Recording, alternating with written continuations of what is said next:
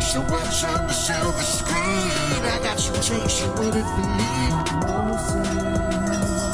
Popmosis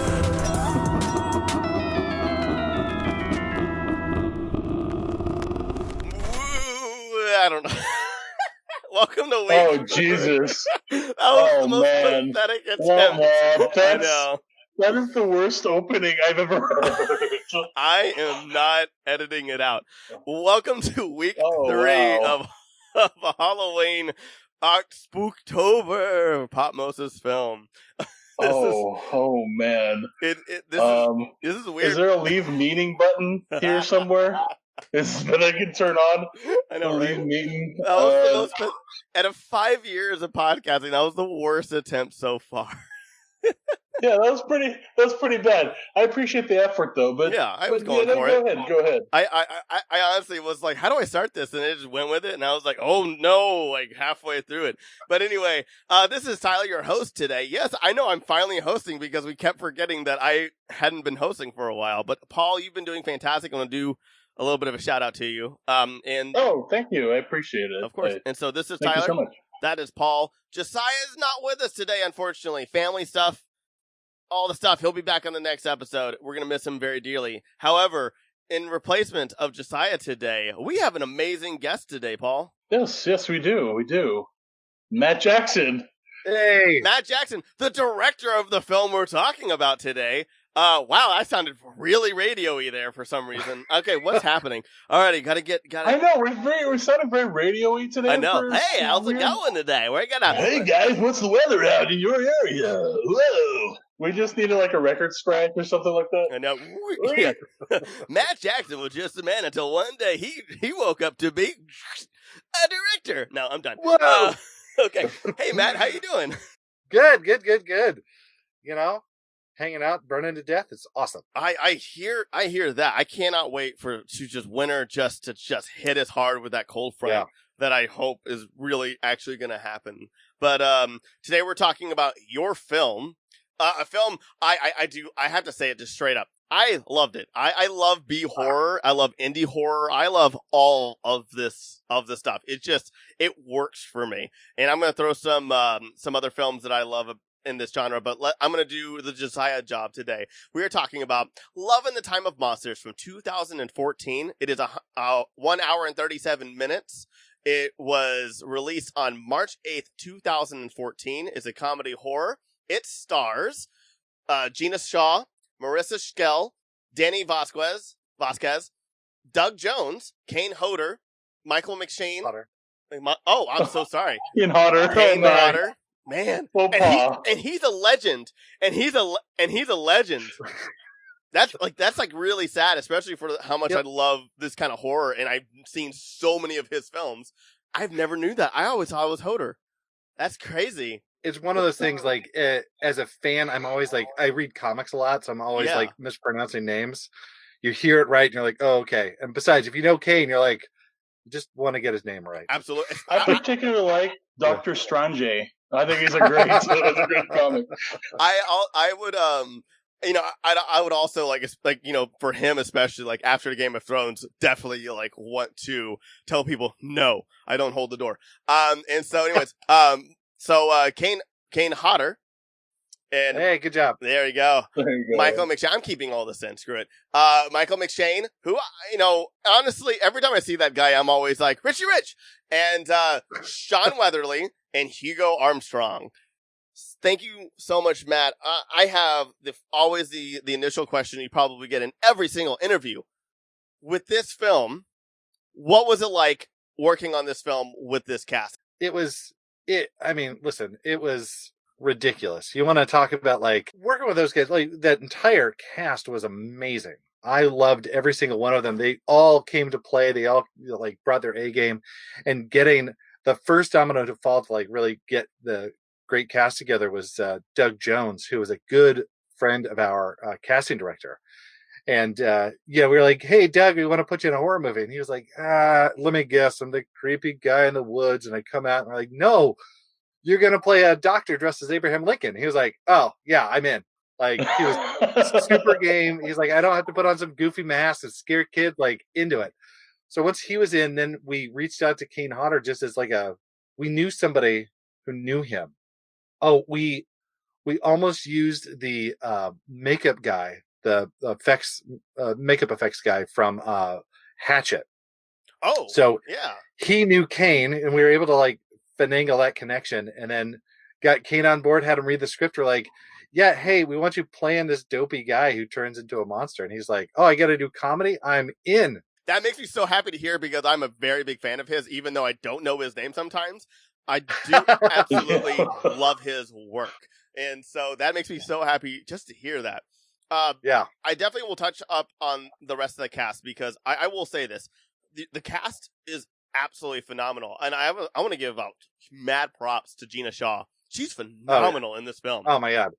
I love her so much. I'm biased because I cast her, but like I love her so much. She like has such great poise, and she nails every delivery, and she like got it and dove in.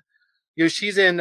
She does a cameo in whatchamacallit, Cobra Kai. Yeah, Oh, no. yeah, and I haven't watched Cobra Kai yet, but I watched her episode, and it was great. And I'm like, why aren't you a bigger star? Because she is so cool. She is fantastic. I would love, I think she should be way bigger. One thing I want to ask about this, because this is a very, very indie horror comedy, and I think you do a really great job, honestly, of definitely hitting some tropes and hitting them hard. And my favorite thing, though, watching this, not only was it seeing Doug Jones, who I love. One thing I love about this is just the on the nose lines that are said, mostly actually by Danny Vasquez's character.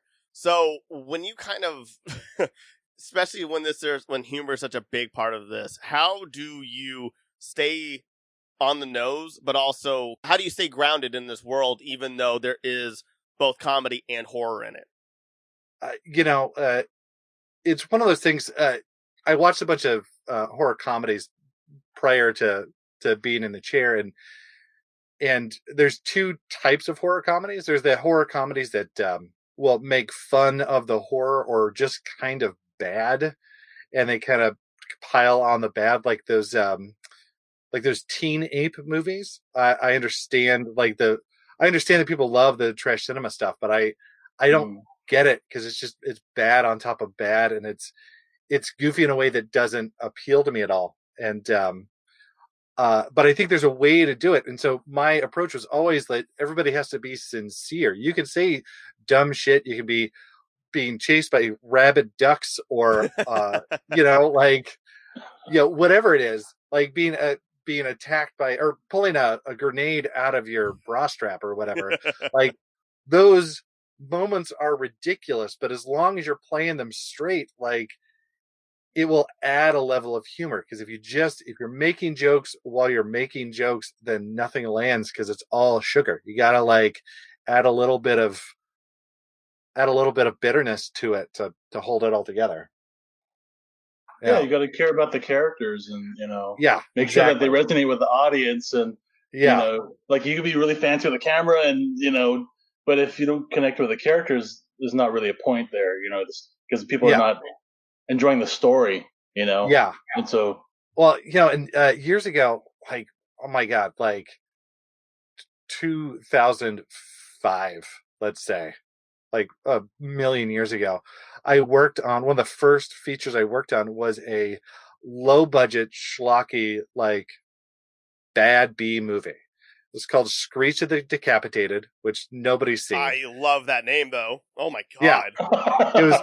It was written by the guy who did Lost Skeleton of Cadavra, which, have you seen Lost Skeleton? I don't think so, but it sounds very familiar. Lost Skeleton was written as a 1950s B movie, but shot in like 1999 or so. And so I do know this movie. I have not seen it. Yeah. So it's a really specific movie, but they play up the tropes, and they play it straight, and they make a 1950s movie with modern actors, modern from 20 years ago. And so this guy had a second script. There's the same type of thing, Screech of the Decapitated, picked up by some other producer to make. And the director was like, oh yeah, we're making a B movie. We're making a shitty movie. It doesn't matter. And so he would not be on set. He would not talk to the actors. He would just be like, yeah, just throw stuff. It's fine. Like continuity doesn't matter because it's supposed to be a bad movie. And it just fell apart. And I've always thought about that, especially when we're going into making this. Like, it's a Lit Tom, Love at the Time of Monsters is a very specific kind of movie, but it was important to me to not let it spin too far out into the realm of farce, because once it got that far out, then it wouldn't be anything. And I remember, like, I had a couple of talks with, like, different department heads about that, about like what it was like, because they'd be like, oh, it doesn't matter if this thing is flimsy or lame because the whole thing is lame. I'm like, no, we got to make it like, yeah, everything's lame, but it's got to be, we have to have the discipline making it so we can make this joke later. Yeah. So it's a really complicated thing to do and to explain, because you're like, yeah. Take this mutated duck seriously for 2 seconds. Yeah, I get it. It's gonna kill you, and you're gonna. Yeah. But if you do your job right, you can sell that, and it makes sense with the story, and it elevates the film. And like by the time it got to that, it sold me on the film. I would have to say, when I first saw it, when I was first watching it, like, I really like the Paul Bunyan kill, and I was hoping for like a reaction shot, and I was like, it didn't happen. I was like, oh, that's a cool kill. I wish there's a reaction shot and some gore. And then, the story played out, and I was like, oh, this is like a B movie. And at first I kind of didn't get it. Yeah. And then it started winning me over. And the particular person that won me over is actually Hugo Armstrong. His performance is really great. And he I have so many questions about that actor. into the movie that it really, like, brought me in, and I, like, got it, and I was sold all the way from, like, the midpoint. Like, when he gets to where Carla shows up at his house, and they have that exchange in the cabin. From there onwards, and I was, like, totally sold, and I'd, like, really enjoyed it so much more.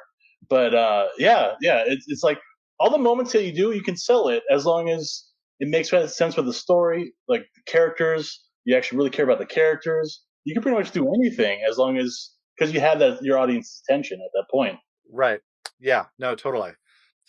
So before we jump into, like, doing, like, the synopsis and us talking about the film, I wanted to ask that question, especially, like, talking about, like, the whole groundingness of it, because it's so hard when you do a comedy horror film, because there are so many different realms that you can hit into it, which is, you have parody, you have just a self-aware film that wants to have comedy into it, and then you just have a comedy horror film where you just want there to be some horror elements into it, but also have fun with it.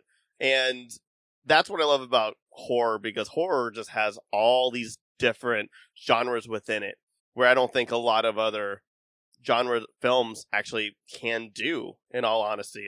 There's a lot of bandwidth in that horror space, and, like, once you tap into it, because I think that's the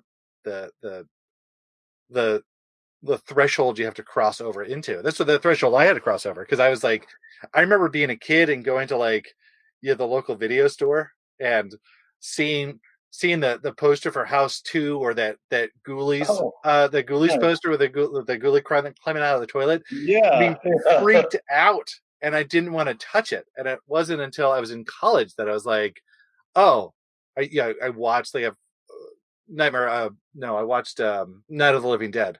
And then, then started watching my Freddy movies and my Jason movies. I was like, oh, I get this. And I saw Evil Dead 2, and I was like, oh, I get this. This is amazing. And because you're right. Like, there's this whole spectrum of what you can do with horror on a super serious, like Midsummer style, like, we're making elevated horror, yada yadas, or on the complete other side of, we're making Teen Ape, to keep picking on poor Teen Ape. But, like, you can make that kind of, we're just two guys in our backyard and we're having a good time with it. Absolutely. Paul, do you have any questions before we start talking about the synopsis of the film? Did you by chance see Suburban Sasquatch? Did it influence you a little bit? No, wait, which is Suburban Sasquatch? It's like it came out like 2004. It's a really low budget, like Sasquatch movie. But the thing that's mainly known for is so like whenever the Sasquatch attacks people, it makes this weird sound, and it's like roar, roar, roar, and it's like a really weird sound, but it like really sticks with you. And like I actually found out about it from, I don't know if you're a fan of Red Letter Media.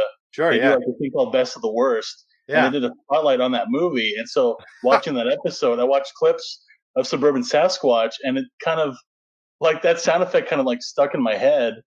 And then it just like there's little elements of Love in the Time of Monsters kind of reminded me of Suburban Sasquatch. Sure. Like when the Sasquatch attacked like the villager or the people in the town. Yeah. Yeah. No. So two things. That Sasquatch sound, like the boys, the mascot sounds, was actually all Paul Elia, who played one of the boys, and I forget which boy he played, but he was he just started doing this vocal thing, and I like later on I asked him about it, or he told me or something, but he was doing a modified version of Help Me. Like he was just screeching "Help Me," and it was so rad and so cool and totally him, because he had just such a small part, but he put so much thought into his performance. It was ridiculous. He was so good. But yeah, so I don't know where he got it from, but he was just trying to do this thing. And then the movie itself was Mike Scavarla, who wrote it, came up with it in a dream. Was just like dreaming about Sasquatches and twin sisters and the whole thing, and that's where that came from. So, nice. Yeah. So when you're directing, do you kind of work off the actor's instincts, or do you kind of say like, you kind of build a structure around them in terms of like directing? Like, do you let them kind of do their own thing, or you're all? I firmly believe every time you're doing something creative that you want to work with elevators. Like you want somebody who's going to take your idea and elevate it, like get the concept of what you're doing and move it forward. So like a good director should take it, like a writer will write whatever they want on the page, right? And then the right director will see what's on the page and be like, oh, I get it. I get how I can pull these themes out, even if it's not the exact words, even if we're going to change some stuff about it. Like I get how to pull this out and pull this into reality. And then the director pulls it up a little bit, and then the actors will look at it and be like, oh, I see what's happening. And then moment to moment, they'll be like, oh, what if I said this, or what if I did that? And the director vision is the lattice work that everyone's working off of. And so if they have something like, oh, I should be super broad in this scene, and you're like, no, you need to be more sincere, like do it. But if we did a couple of scenes, and I can't remember it offhand, but there's a couple of those scenes where you're like, I came in with an idea, I was like, we should do it this way. And then once I saw the actors in it and saw how they were working it, I was like, this doesn't work. I need to move people around to make it make sense. And then once it's just a dialogue. Like you figure out kind of what the rhythm is and how everyone's feeling, because they're focused on their roles. And so you need to rely on them to know what they're doing. And it's very much like it's creative empowerment, like you should do in any situation. Like you want who's ever working with you to achieve your goal, but they're going to have a different take, and they'll probably have a better idea than you did, because you have all the baggage of everything that came beforehand, and they're going to come in brand new. Yeah, and they're kind of like bringing these characters to life. Yeah, that's awesome. I like that. Yeah, it's a collaborative process, and you work with the actors' instincts, and you kind of bring the best version of the movie to the audience. Like it's right. I think that's great. Yeah, and it works, and you really got to like it's a tough ego thing to do, because you have to be able to accept. You have to be able to accept that you don't have all the best ideas, and that somebody else is going to have a better idea, and that if you're on the lower end of that, so like if you're the writer, you have to deal with the director taking things in a different direction than maybe you had initially thought, and then the actor taking it in another different direction. Yeah, and like that can suck. That can totally suck, and like I get it, but like it's all for the best, So this film is about, and I'm going to do this from memory, because like IMDb did not do a good job with the synopsis of this. So the film starts off as two sisters who are traveling over to this essential resort that is owned by not a Russian, but he is a Croatian. Run by a very Americanly loved Croatian. And within this, that has a whole theme of Bigfoot and a little bit of mystery to it with the woods. And the Croatian owner, I'm not gonna call him Croatian owner anymore because that's gonna sound like I have something against Croatians. But this owner, who also has the love that is taken by the elderly man in the woods, also allows people to dump terrible, terrible things in the water near the resort. That these men who are hired to be Bigfoot for the tours and also for the theme of the resort have become the monsters themselves. And the people inside must defend themselves with an Abe Lincoln doctor scientist and also a ragtag team of amazing horror cliches and tropes. And there is the synopsis, and I absolutely love it. In the film, you have mutated squirrels, fish, birds, and like ducks, and a moose. And even then, we have a savior character that I will save until the end of or later on in the podcast. So, how was that, Paul? How was that? How's the reveal there? At the end? No, how was my synopsis right there? It's good. Thank you. When is Josiah coming back again? I know, right? He's so good. He's so good at it. You're good. I know. But, I actually wanted to point out one thing. I really like Michael McShane's performance as Slavko. I like how he has a commercial and it has like a whole bunch of American shit. Like he's wearing an American hat and like, you know, his flares and all that stuff. And it's like, it's such a so on point. I love. Yeah, I was gonna say the commercial. I was gonna say it's scary. I have seen that commercial. That was real, and it scares me. Like you see some weird stuff, man. But yeah, and one thing about this film I love so much are the horror tropes and how you tackle them. As for my previous question about grounding, about making sure that the whole film is grounded and at least believable. Because when you start breaking things in comedy too much in the audience, it's hard for people to believe what's happening and then even care. But you do it really. I think you do it really well in this film. What are some of the tropes though that are your favorites that you got to kind of mess with in this film? Oh my goodness, it's a great question.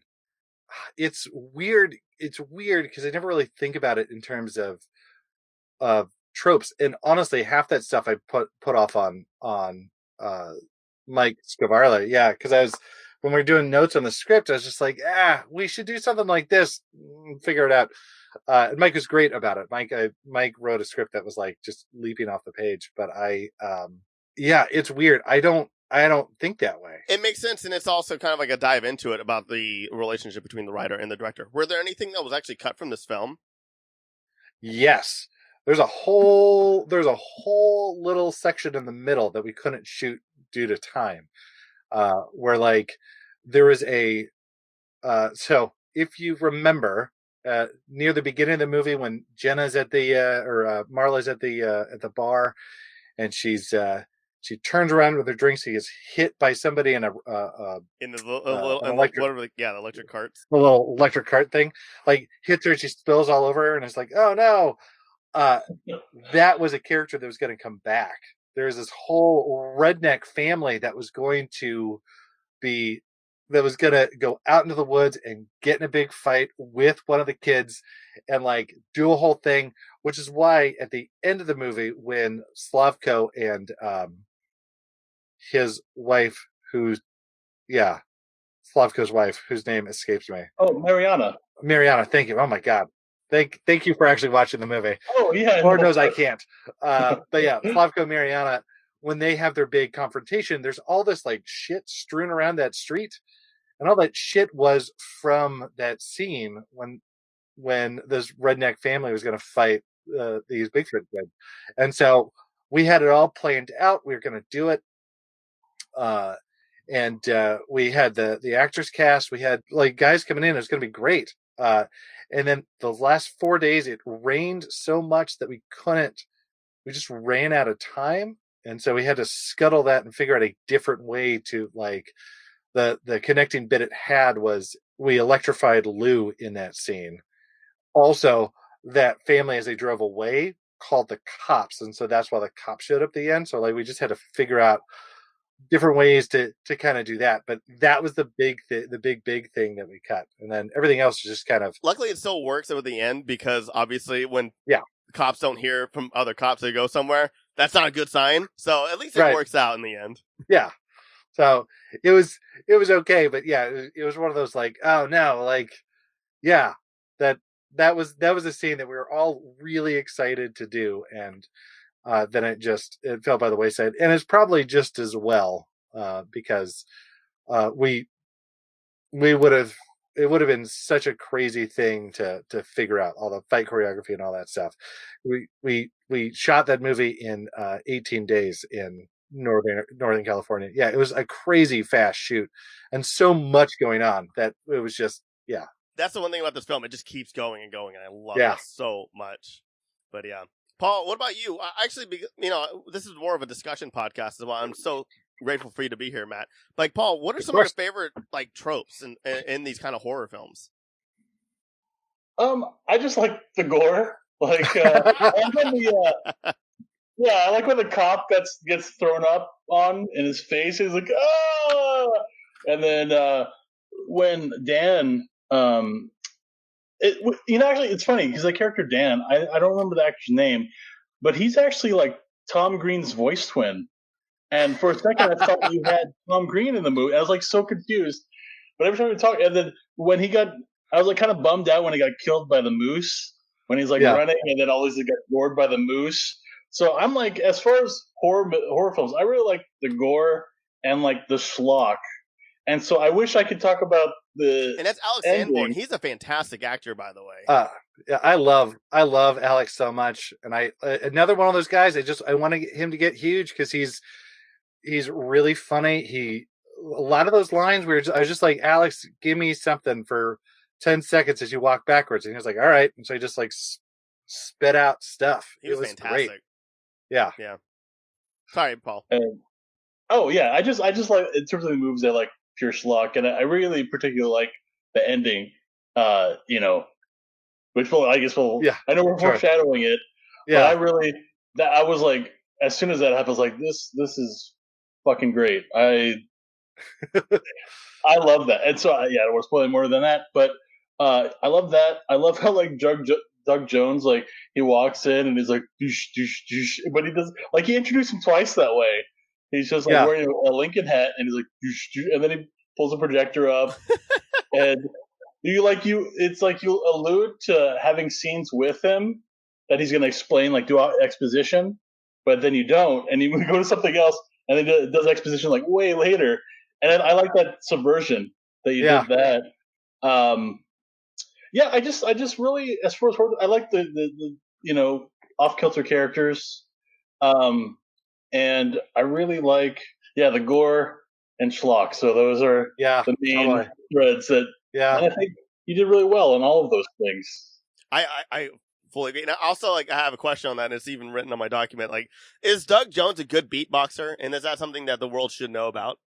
Listen, that man can do everything. That's true. I would not surprise me if he was. We were just like, hey, Doug, do this. And he's like, all right. And then he just, like, he nailed it. So I never asked him directly, but it would not surprise me if he was. Or if he wasn't, he would pick it up in like 2 days. I have a feeling he's been in a couple underground beatboxing champion or contests. He has excellent body control, so I'm sure like he's like, oh yeah, I can rip it out, whatever you want. Yeah. He's like, what do you want? You want Daft Punk? You want, like, you're like, oh man, I don't even know. Sandstorm, like. Oh my god, that's funny. So I was wondering. So there's a scene where, they're having a show at. Okay, so Carla meets up with her boyfriend Johnny. Yeah. And then she's on the car. Yeah. Johnny walks up, and then he runs away, and then it's the day, and then you cut to Armando with Marla, and they're making out in the pantry, and then you cut back to Carla, and it's night. And you keep it, so it's going back and forth 9 days. Was that intentional, or was it a continuity thing? It was sunsetting, I realize this is the radio and you can't see my fingers. It was one of those. It's not necessarily a continuity fault. It was just kind of how it worked. There's actually there's a deleted scene of Marla getting drunk in the bar as it gets darker. Mm-hmm. So like, So like, it's structured in the script. I think it was that she gets drunker and drunker, and it gets darker and darker, and then you see the shit with Johnny, and then you see the Marla Armando makeout, and then you're back outside for the chase in the woods, and then it makes a little bit more sense that it's super dark. But yeah, it was a bit of a push in the edit. We're just it's fine. Yeah, exactly, right.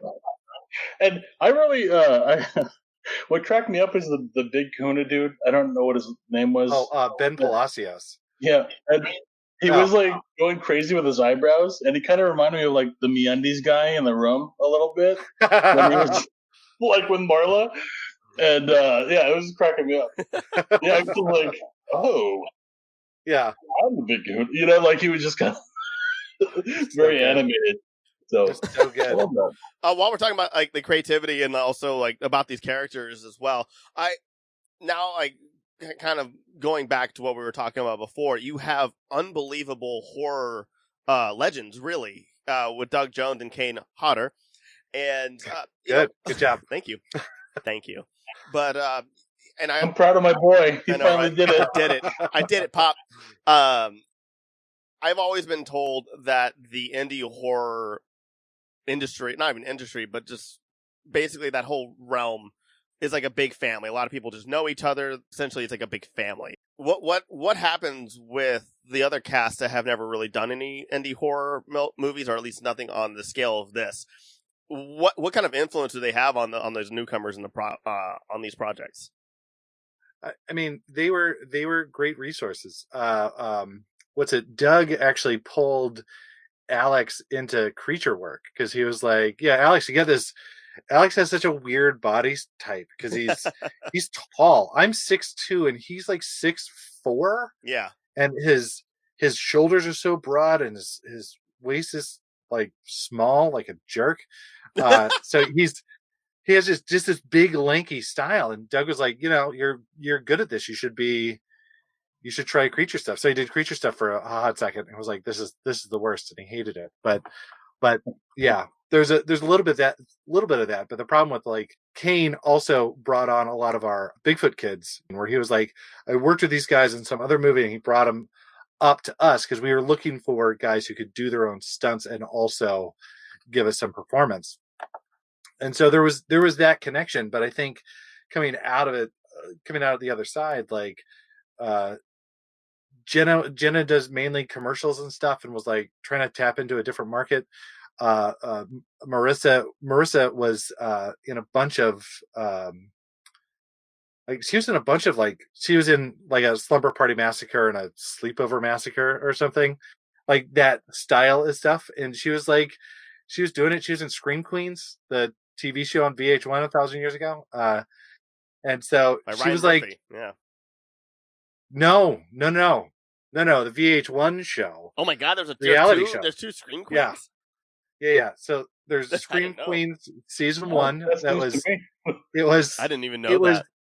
It was like 10 actresses in a house trying to vie to become the next star of the star of the next Saw movie. Yeah. Oh no. So that's season weird. 1 was. It was an acting coach, a host, and a director. And that first season was, what's her face from Summer School and that first Saw movie, and The Blob. She's one of those 80s like soft. I'm assuming it's not Tilda Swinton, but not quite. But it was her and James Gunn in that first season.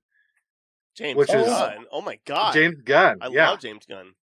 And so Marissa was on that season. I actually worked on season 2. Season 2 was was a big downgrade. Tim Sullivan, who directed 2001 Maniacs, I Was a Teenage Werebear in Chillerama, and Jamie King as the host. Oh, Jamie King, whatever happened to her? But yeah, that's crazy. But anyway, so like Marissa was knocking on the door, and then like who knows, Ben Palacios, who played Big Kahuna, is a more dramatic actor now, and he's in a bunch of like, his Instagram is full of him shirtless and forms of naked, which is, listen, I'm pretty straight, but he is a real good looking dude. He's a gorgeous man, absolutely. Handsome man. And then Hugo went on, he was in a Denzel Washington movie, that guy. So like everyone kind of, I had all these guys who were doing like, who were giving me real performances, but none of them were really interested in going that horror route, it seems. And so, yeah. Which is too bad. But I just love that stuff. I just love that whole industry.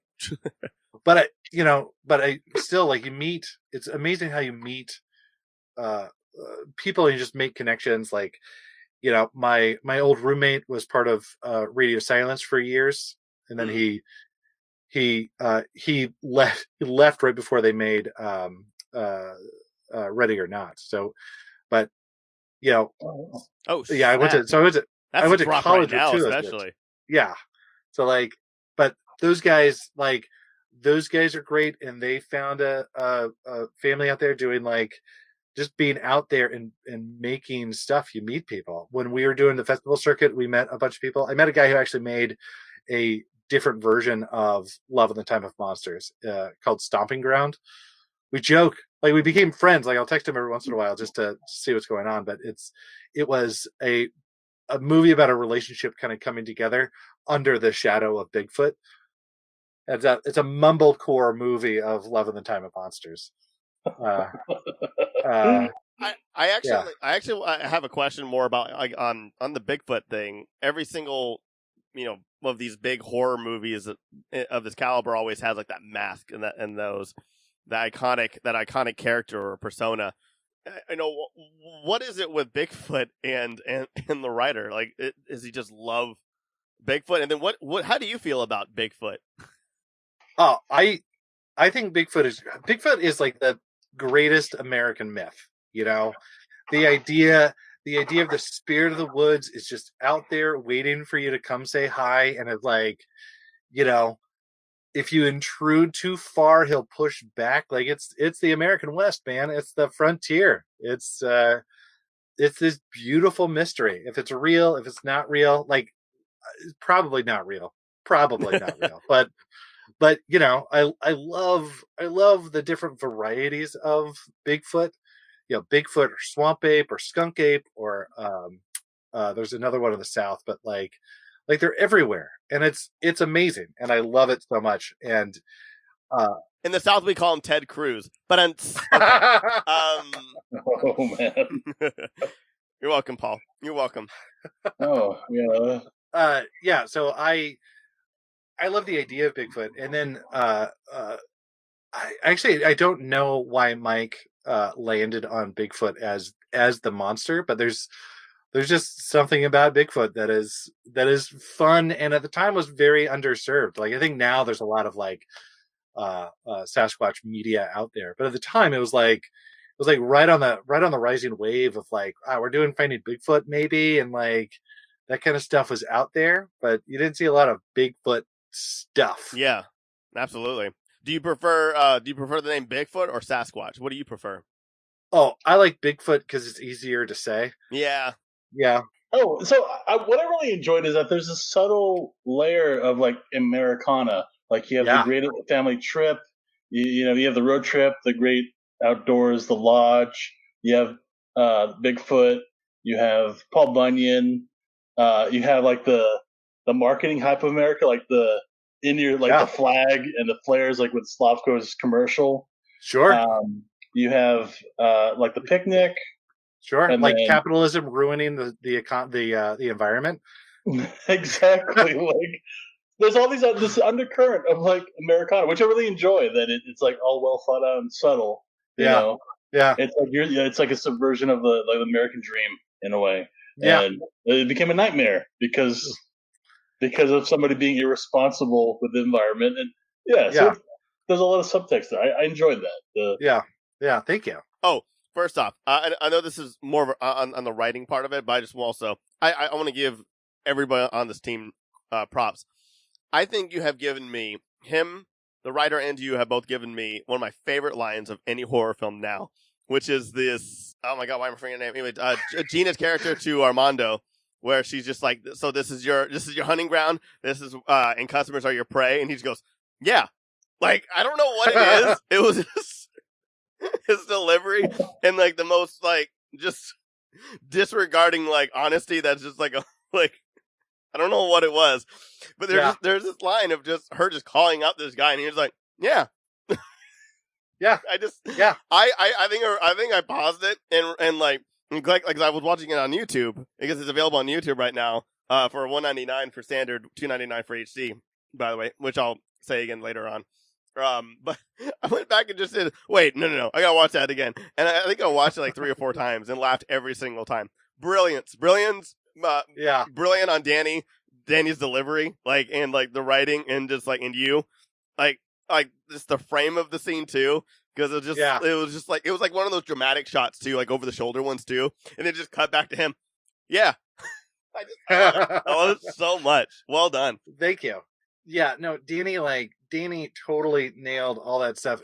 Like, there's a couple of the roles that were so hard to find, and that role of Armando was one of them, where I wanted somebody who was handsome enough to pull it off, but broad enough that you could buy the rubbery nature of the world, and sincere enough that you'd buy his sincere stuff. So, like, we had a couple of like really good actors come in who could hit the dramatic part, but I didn't think could hit the broader parts. And Danny was just this perfect, like, has that boy next door like looks like. I think he's really handsome in a like a bright kind of way, and he has these big brown eyes. Like, he's great, and could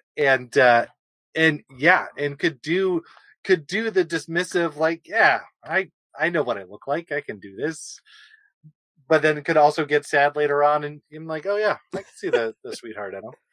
Paul, what were some of your favorite lines or moments? I like that scene between Chester and Mariana. They were kind of reminiscing about their relationship that kind of fell apart. Yeah, it's that moment of humanity that kind of like brought the movie together. And I like that moment. I really like the ending, which we'll talk about later. I love these deep teases to the end of the movie. Yeah, no, it's a good bit. I was like, because I had a visceral reaction when I saw that. I was like, what? Yes! Like, yeah, I was really excited when I saw that. And I was surprised. I was surprised when that happened. So yeah, I know we're teasing it so much, like we're teasing the thread. We gotta be good podcasters. We just gotta hook them in. Well, yeah, we gotta make sure they listen to the whole thing. Well, I'm glad you like the while you're thinking. I'm glad you like the Chester Mariana stuff, because that to me was the center of the whole movie. Like, it all like started with them. Like, there's shots in that movie, like when the whole cast comes together. It's an over the shoulder shot, but the over the shoulder is over Chester's shoulder looking at Mariana, and then over Mariana's shoulder looking at Chester, because like that's the love story of the whole thing. Like they're an older version of Johnny and Carla. Yeah. Like, and like they're what could happen, they're what should happen. It was all there. And so like that scene in that kitchen was so weird, because it ends with a grenade being placed on the counter, right? And so it's ridiculous, but there's a moment in there that's really sweet. That's like, hey, we're talking about stuff, we're talking about feelings, and talking about our connection and the mistakes we made. That, like, yeah, that had to land to make everything work, because then you buy it. And I think even we had I forget if it's still in there, but I really had to play with Carla had a line right after that I had to like play with in the edit, because it was tonally, like, it was such a real delicate balance and tone, and like that grenade comes down, you're like, okay, all right, we're back to the movie now, let's go. But it sold me. Like, I was like, cool, it's a grenade. Like, I believed it. I believed the scene, and I feel like that scene elevated the movie. Sure. Because it gave that heart. I guess we're going to spoilers, but like, when Chester dies, I was like really upset. Oh yeah, because he by the piranhas, had Mariana so affected by it. And then I think who was Armando's like, oh, we need to chop up the body. They get infected, and Mariana, like I really. Yeah, just that scene really it landed. It really landed the film. Armando is definitely the voice of reason in this film, and I loved it. I lived for it. Yeah, that was when you're talking about tropes, that was Mike's thing about Armando. Like he was tired of watching these movies where the characters would just not realize the gravity of what was around them. Yeah, and so he wrote Armando to be that voice piece of like, cut up the body because it'll turn into a monster. Yeah. I just love, like, when, especially like when they're talking, because there's at the beginning of the movie, somebody's talking about like, where's Armando? Like, where is he? He's always late and all this other stuff. And you just expect like this dumb, this dumb guy who just always late to everything. And then you see him and he's just this gorgeous, muscly man. And you're just like, oh, he's just going to be this big old idiot. And the entire film, and like I said before, like his delivery on things are just so great, where he's just like, yeah, we got to cut this body. And they're like, no, I loved him. He's like, yeah, but he's dead and he's got bit. What's the problem? No. And one thing that I thought was, because if we're going to take the Night of the Living Dead kind of framework, I like how, there's like two opposing characters. Like I'm forgetting the name, but one wants to stay in the house and barricade, and then the other one wants to go in the cellar, with his daughter. Yeah. And so they're always opposing forces. And the interesting thing is that really, like, Marla and Armando are those opposing forces, and in fact use that as a framework to like create a relationship, that they have that shared trauma, and they become closer because of it. And I think that's interesting that you subvert that Night of the Living Dead dynamic, Sure. Like you make it your own, and I think that was great. Well, thank you. Yeah, like it was one of those things where everybody needed to like what was it? Marla needed to learn to let go, and Armando needed to learn how to be more of an idiot. I guess Marla needed to be more responsible, and Armando needed to become more of a moron. Is what it is. Like she needed to stop worrying about her sister and start worrying about herself, and Armando needed to stop worrying about himself and start worrying about other people. Yeah. And then Ben's character just like wanted to be picked up by his mom. I mean, his ride. And yeah. I love that.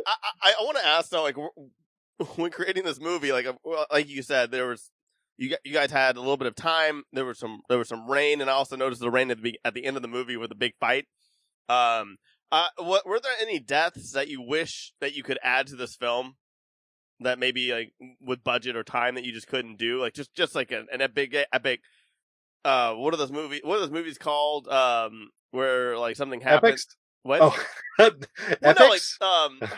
What is going on with me today? What are those movies where like everybody, like something bad happens and then Final Destination, like a Final Destination death? Oh yeah, like a big choreographed thing. Oh yeah.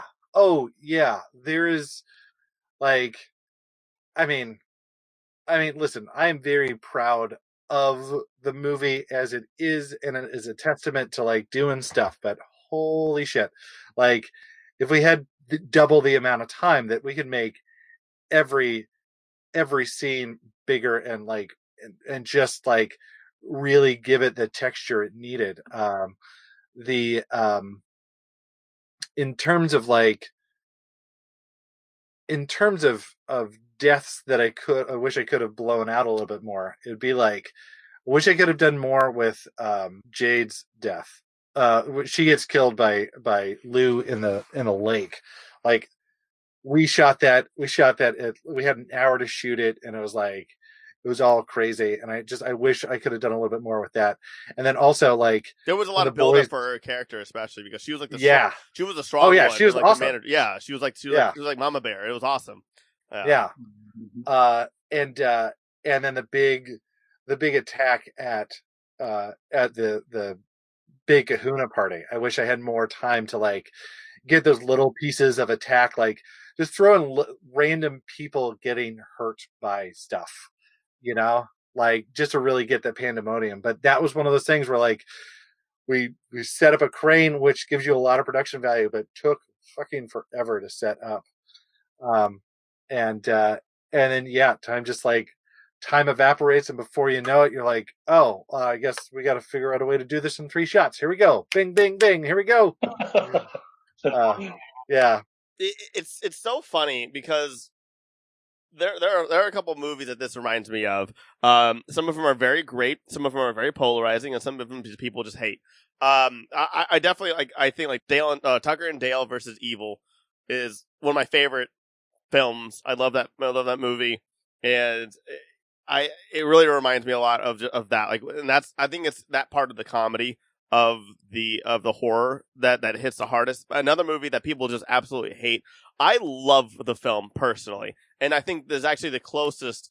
So for anybody who's listening are also wondering what this movie is like, I would actually compare this movie mostly to Club Dread from Broken Lizard. I personally absolutely love that film. I think it is hilarious. I think it is great. I don't know why people hate it so much. I love it to death. Have you ever heard of it or seen it? I've heard of it because like most people, I saw Super Troopers when I saw Super Troopers. I was like, this is great. And then I went to go watch their other stuff, and I was like, oh, this is not as great. I never saw Club Dread. Like I saw I think Beer Fest. I watched half of like Slam and Salmon, and I was like, no. Yeah, that one definitely was a hard watch. I loved Club Dread. I actually like it more than Super Troopers. What were you gonna say, Paul? Well, actually, I saw Club Dread a couple years back, and I didn't really like it, and I mostly forgot about it. And I think your film is way better than Club Dread, by the way. Like, Club Dread is not. I'm surprised you brought it up, but it's like Club Dread is not great. Well, I mean, we always talk about things that what movie would you compare this film to? We always talk about this as well. I mean, it felt like it felt like a Friday the 13th, like a little bit like a tongue-in-cheek Friday the 13th. Sure. Yeah, I mean, it felt like an 80s movie, but a more modern 80s movie. And and I think like the attention he gave to each of the characters and the way the story played out is way better. Like, it had that, it had that flavor of like an 80s movie, but it's like with a lot more attention to detail, and you like care about the characters. And as far as the animals, oh, you know what? Actually, the Crazies. That's what it reminded me of. The Romero movie? Yeah, and also the more recent one with Timothy Olyphant, because they have the same thing where they have a small town, and then in the woods there's like a nuclear reactor or something. There's like something in the ocean, in the lake that it like turns people into crazy monsters and like killing each other. So it kind of reminds me a little bit of that, the Crazies, sure, but like with more a comedic tone. Right. I was just saying that it reminds me of Club Dread, and it's in that same vein of the comedy, the slasher, the resort. The resort, obviously. Yeah, absolutely. Of course, the resort. But I think it's just kind of the being trapped and like the boss being, a douchebag and making really poor decisions in a different light, in a different situation completely.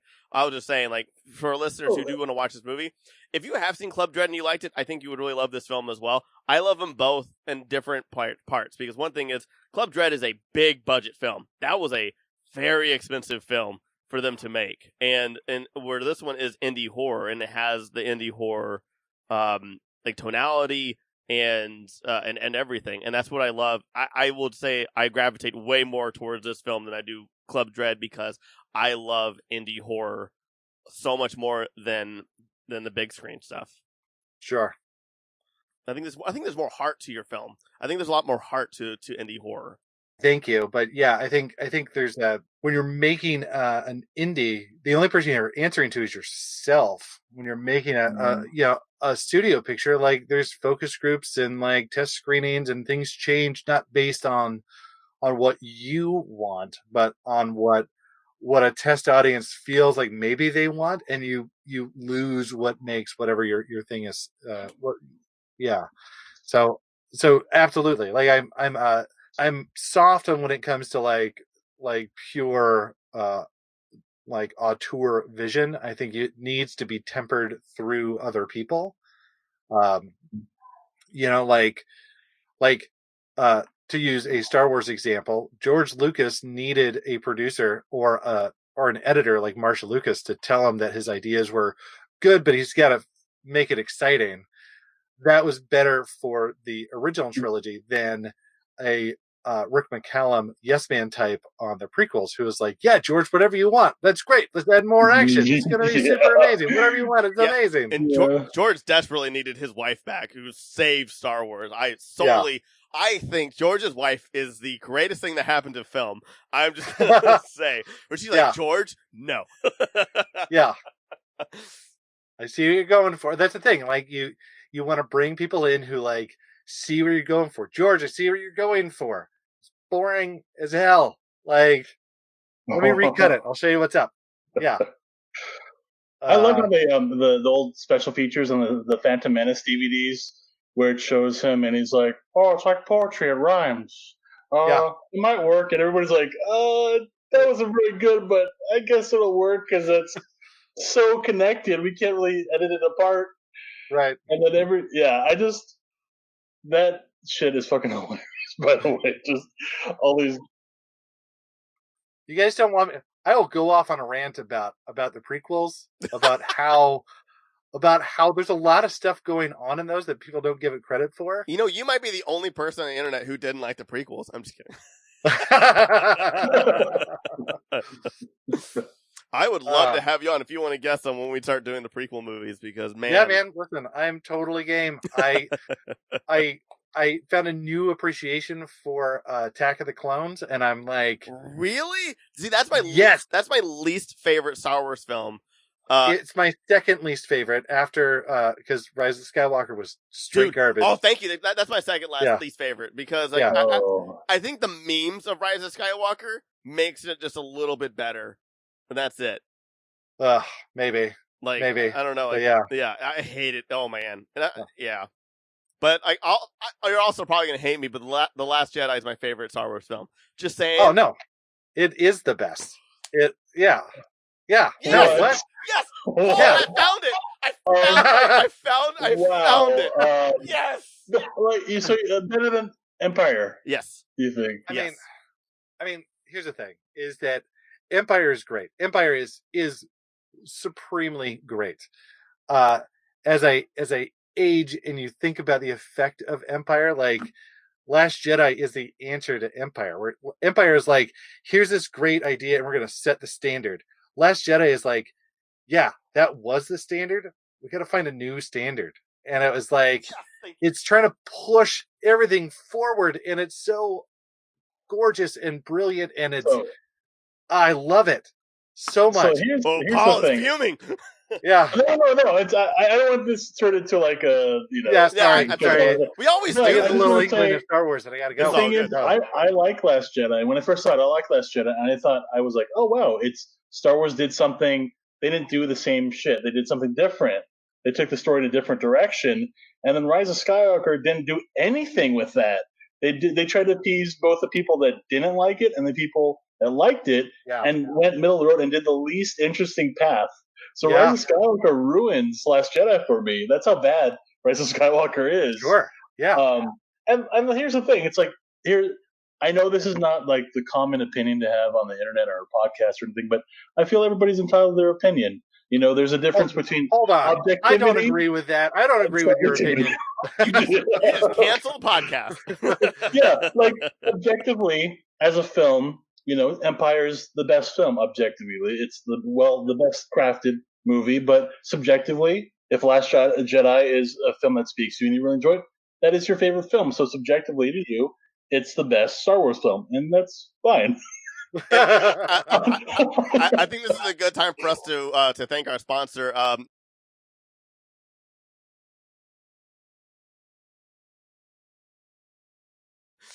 Going back to why Matt's here. Thank you so much, Matt. Absolutely. Yeah. Yes, please finish. Wait, Paul, you said that it reminded you of an 80s movie, and thank you very much, because that's exactly what we were going for, was that that 80s vibe, because so often I noticed nobody had cell phones. Yeah, well, we had one at the very beginning, but it didn't work. Oh, yeah, we were out of range. When the phone call with the mom. But with the mom, yeah. But it was very I don't know, not to sound like an old curmudgeon about movies nowadays, but there's a polish to everything now. There's not that kind of, I don't want to say junky fun, because that sounds like I'm insulting my own movie, but not quite like a DIY-ness. You can see the seams a little, we're having a good time. We're making a movie. We're taking it all seriously. Please come along on the ride. But it doesn't need to be super slick. Yeah, there's an authenticity there. It's not big production. Here's millions of dollars on the screen, ships whizzing about, and you know what I mean. It's there's a craftsmanship, a handcrafted element to the movie, which I always appreciate. Yeah. And there's right. Yeah. Or cooking eggs. That's what happens when I cook eggs. Yeah, that's exactly. I'm not allowed near the kitchen anymore.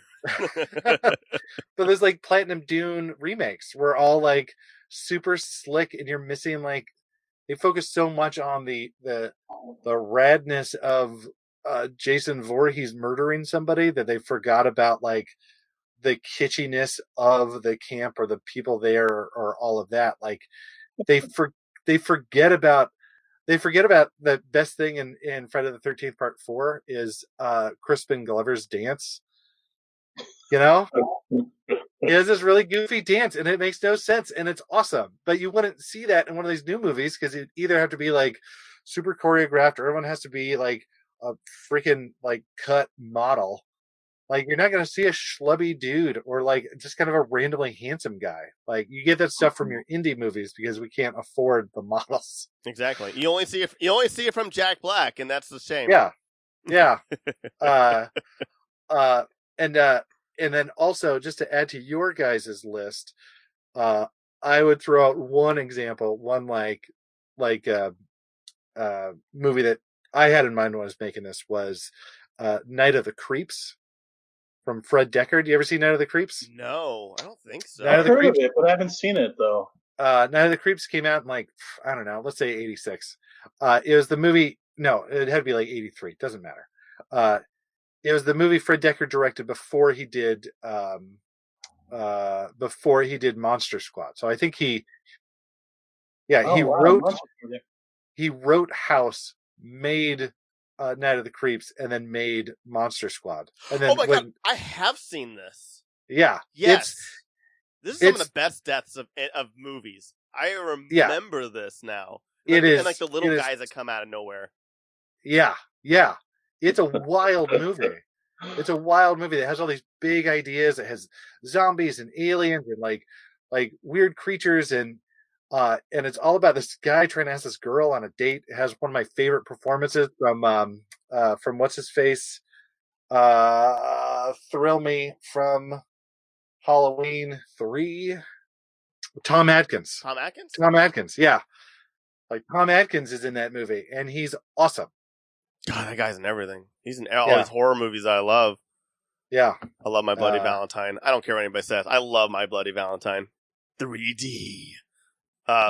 And like it gets like really sci-fi for like no reason whatsoever, and then it just keeps going, and like they just completely disregard like that entire thing. It actually reminds me of like in your film as well, and that actually makes a lot more sense. Like with Doug Jones, is like when he's getting all scientific, and I love the not the vaccine, but that's not the proper word, but the antidote. I love the I don't know why it also reminds me a little. I like how he's making it in his office, like he's just like and his beakers and all the blue liquid, like moving around. Yeah. I don't like that's hilarious. So good. Standard lab equipment, guys. Yeah. And it was great comedy, and like you were you almost got into the realm of straight up parody, but you did a really great job of skewing it to where it is still like I was saying before, comparing it to what Club Dread does. They are obviously making fun of something, but it's not a direct parody. I just think that there's a huge wall in between parody and just comedy and self-awareness and self-aware horror comedy. And I think you do such a great job to where it's if you kind of go into parody, it in a movie that is just a comedy and there's only one scene, it could really, to me at least, take me out of the film. And I think Doug Jones and I think his performance and you, how you shot it and everything like that made it believable. And again, to use this word from before, grounded. Yeah. And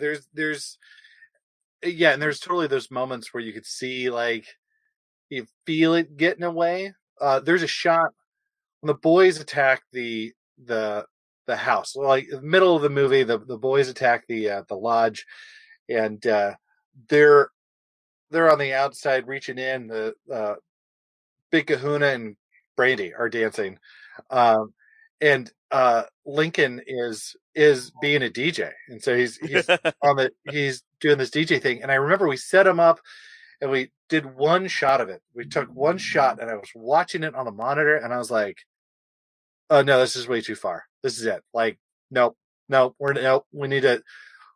We'll finish shooting because we set it up, and like everyone's excited about it. But make a note, we will never use this in the movie because." Yeah, it was like that bridge too far where all of a sudden we dipped into parody, and I was like, yeah, it's gonna it changes the vibe of everything. Yeah. You really got to skate that takes line. You out of it. Yeah. Absolutely. Yeah. I only have 2 questions, and they're both silly questions. Paul, do you have anything before we carry on? No, go ahead. Okay, now we can finally talk about it. The big reveal, the big thing we've been teasing this whole time.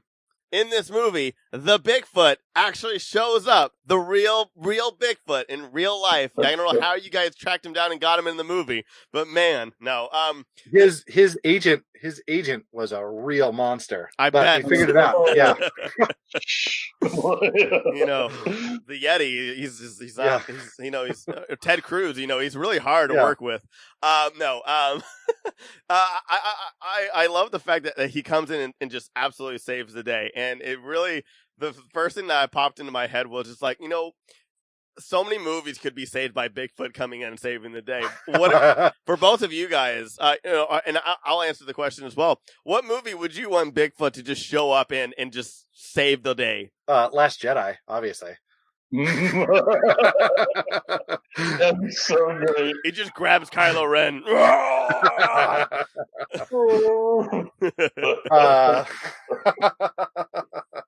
Chewbacca's like, who the hell is that? What the hell? Yeah. He's hot. I mean, I think Bigfoot adds to any movie. Yeah. You put him at the end of Say Anything, and it totally changes the context, and it makes it a much better movie. Yeah. Legally Blonde. I'm just like, what the hell? Yeah. He just grabs Victor Gaber and just like throws him off of a bridge and just walks and just walks back. I would put him in at the end of Lord of the Rings, like right after like Frodo's fight with Gollum and Sam's there, and he just picks both of them up and just throws them. He'd show up as one of the eagles that carries them. He's just on the eagle. Yeah, he's just doing this flying over there, and he grabs them with his.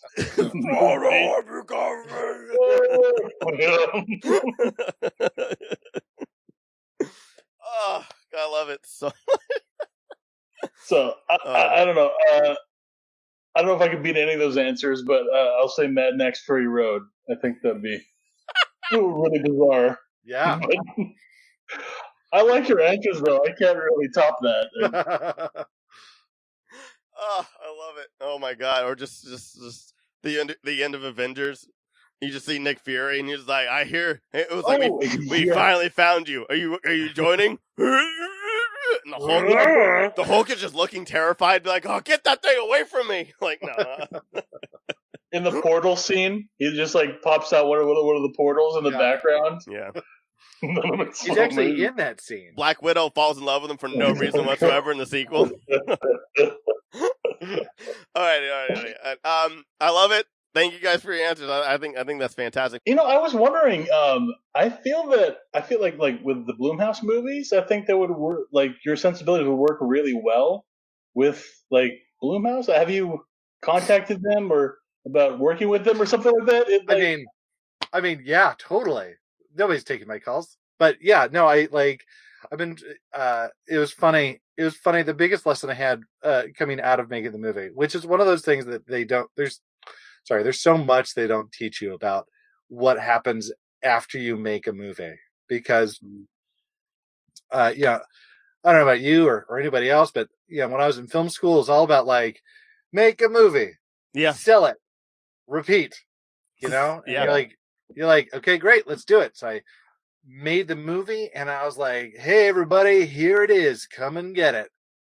Nobody cares, and like.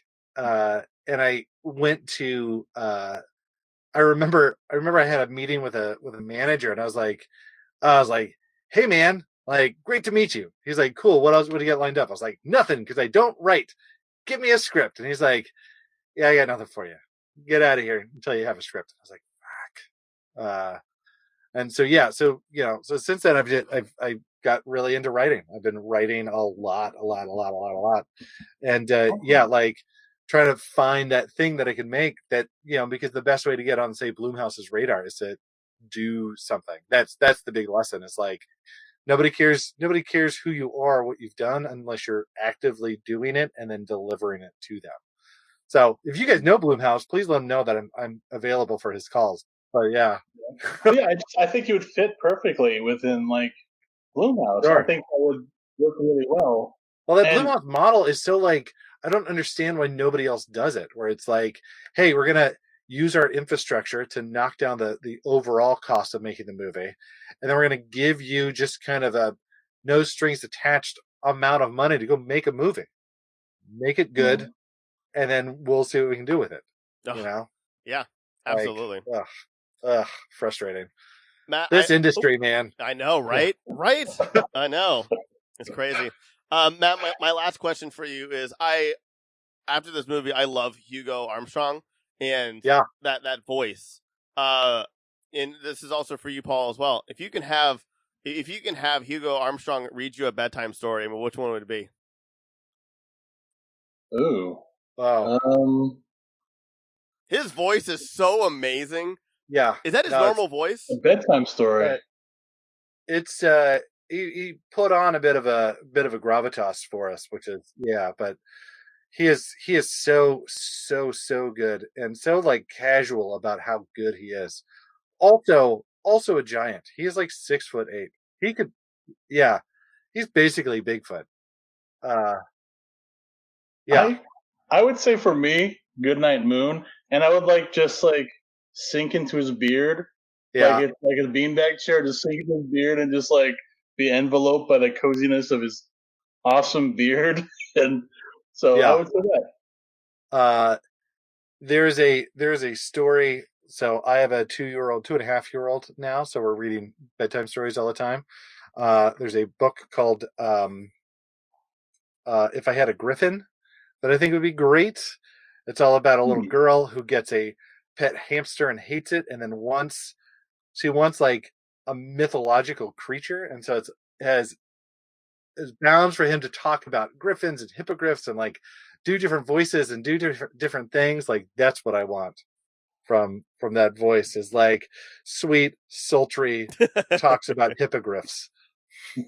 I see. And my answer is going to be, I mean, maybe it's not like the greatest answer, but The Giving Tree. Just and hope by the end of it. You want to make it sad? You want to just weep at the end? Hopefully, at the end of it, he's sobbing, I'm sobbing, and then I just fall asleep, and then he's just like, "Good night, sweet prince," and then just walks out. And then he Bigfoots in Lord of the Rings and just flies out. But Matt, thank you so much for joining us. This has been so much fun. Thank you so much for having me. I genuinely love your movie. I think it's so much fun. It is the most indie horror comedy, horrorastic. That's the word. Yeah. Horrastic, all of it, all the stuff. It's horror. I know. I went a little too far with it. It's fantastic. It's so much fun. It is available on YouTube for $1.99 for standard, $2.99 for HD. Please support Matt because this is such a fun film, and it's a great cast. It's a great cast. It's a hidden gem. And it'll surprise you, and it's it'll win you over. Just give it some time; it'll win you over. It's a nice film, and I honestly hope that you do connect with Jason Blumhouse, because I think that'd be that'd be perfect. Let's tweet at him right in there, yeah, and then we can say, hey, we talked to Matt Jackson, and he made, Heck yeah, well, let's. We're gonna put it out in the universe right now. We're gonna drop a sigil. I'm gonna set it on fire, or however you do what you do with sigils. We'll put it out in the world and it'll work. Thank you so much. The smoke you guys. messages thing. Yeah, absolutely. Thank you for joining us and taking the time to talk about loving the time of monsters, and we so appreciate you. Yeah. Is there anything that you're working on or anything that you want to plug in before we go? I got nothing. The pandemic's weird. I had some stuff that was like, I was going to try to kick up, and it's a weird what a 6-month global pandemic does to your productivity and B, like the nature of the business. So just writing a lot, and hopefully I can get something off the ground. That's perfect. That's amazing. 2021. Yeah, but I'll let you know. I'll keep you posted. But I'm on. Yeah. Oh, I was just going to say, but I'm on the Twitter. If you ever want to see what I'm doing, I'm a platypus robot. Just retweeting stuff and randomly giving deep thoughts about kids' TV shows. So there you go.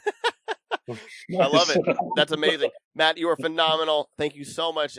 Paul, where can they find you? Oh, I'm on Instagram as Arcade Blackfire with a Y. So. And we know that Josiah's not here, but you can still support him by going to his YouTube. Josiah is Right, WRITE. Check out his stuff. He's awesome. We miss him very much, but he'll be back on the next episode. Faux show. I did that. And again, Loving the Time of Monsters is available on YouTube. Talking about callbacks, I know, right? Show. Jesus Christ! It's available. It's available on YouTube, on Amazon, and I'm trying to remember what else it was. iTunes, I believe. Yeah, iTunes, Vudu, like the whole thing. You can even buy the DVD off the Amazon. Heck yeah, the DVD has a commentary track. It has behind the scenes. You can watch our behind the scenes stuff on the YouTube. We have a YouTube page and all that stuff. It's a whole package. What's the name of the channel? Uncle Slavkov. Uncle Slavkov. Okay. Yeah. Awesome. Yeah. That's great. Oh, yeah. I love it. All the links will be in the article, as always. Thank you for listening in. You can check out all of our shows and offerings on thegrandgeekgathering.com. You can listen to all of our podcasts on any podcast apps. That's right. All 8 are available on any podcast app. If you can't find us, you better let us know, because I'm going to fix that real fast. You can also go to our YouTube. I stream on Twitch. Follow us on Facebook, Instagram. I'm still trying to figure out Twitter. And, thank you so much for being here. The intro music and outro music has been provided by Carlisle Laurent. Watch this movie. It's so much fun. Have a wonderful week. Wear a mask. And GGG. So what's on the silver screen? I got some drinks you wouldn't believe.